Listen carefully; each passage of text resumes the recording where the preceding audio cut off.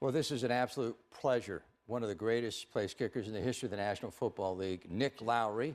Thank you. Once kicked for the Pats and the Chiefs. That's right. What do you go through as a place kicker when you get iced? Well, as I told you before, good kickers actually can help because your whole job is not just to kick, it's to control your thoughts and put yourself in the right place. So for good kickers, it helps. For bad kickers, it hurts. And what I notice is kickers will stand in the middle of the field. But what I would do is run to the sidelines and stay with my routine and come back out. The second thing is if you get self-conscious, and this is true for everybody really, when you've got that big thing to do, is when you're self-conscious, the big muscle groups are controlled by the brain. When you are relaxed, you have the dexterity, the kinesthetic subtlety, which is what generates the speed to snap a whip. It generates a 130-mile-an-hour serve with a skinny tennis player.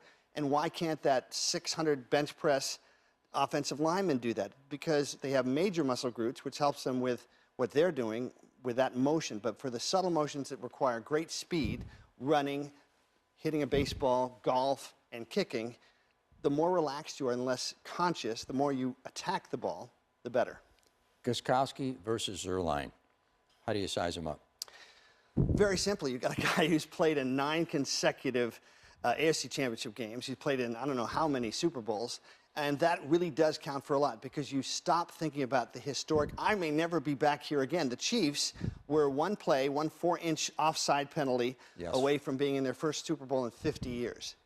So when you haven't had that experience, it doesn't help. But Zerline has the experience of nailing a 48-yarder and a 57-yarder, which could have gone 65 yards to win the game. So I don't think in the dome of Atlanta that's going to be that big an issue.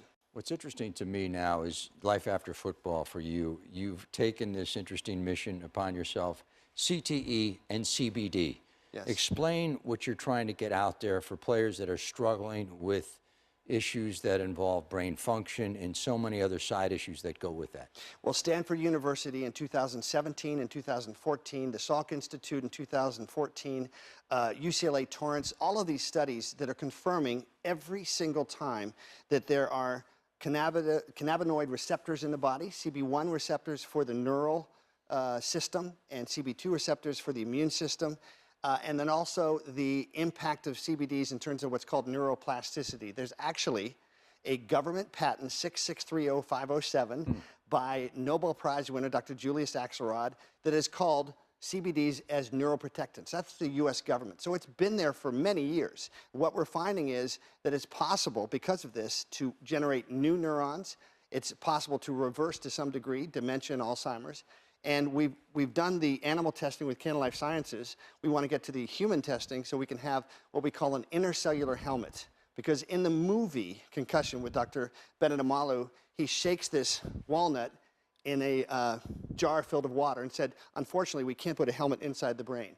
And actually, UCLA Torrance said, if you have CBD in your system, your neurons are 5 times less likely to be killed, if you will, or damaged by a traumatic brain injury. It's 5 times less likely to die from a traumatic brain injury if you have this. So we just have to get through this. The president signed a bill just less than a month ago, the Farm Bill, which will allow hemp to be disengaged as a Schedule I drug.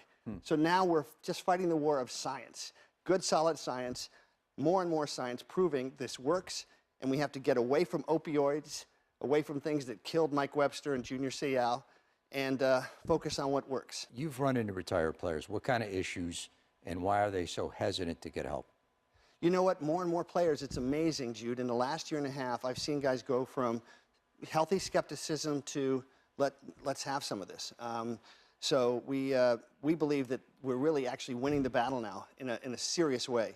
Former players absolutely get it. They notice that their brains relax. They sleep better. Derek Kennard has been taking CBDs now for a few months. Our friend who played for the Cardinals, and he had anxiety issues and sleep issues. He's feeling so much better.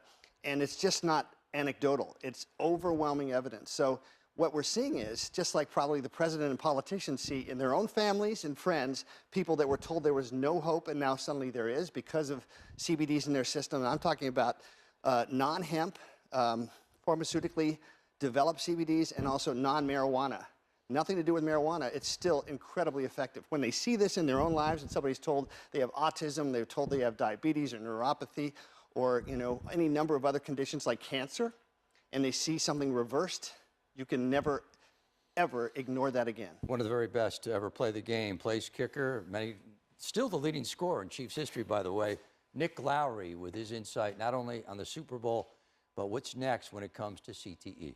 Thanks, Jude.